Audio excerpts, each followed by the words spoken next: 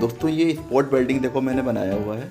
ये किस प्रकार बनाया हुआ है, देखिए कितना मजबूत है। देखिए ऐसा नहीं निकल पा रहा है। तो ये इसको बनाने के लिए मैंने क्या क्या यूज किया है मैं डायग्राम के ज़रिए से एक बार बताता हूँ। चलिए इसी डायग्राम के हिसाब से ये 2 पिन स्टार्टर है जो बाइक में लगता है, उसी से ये बनाया हुआ है। और इसके बाद इसको मैं निकाल लेता हूँ।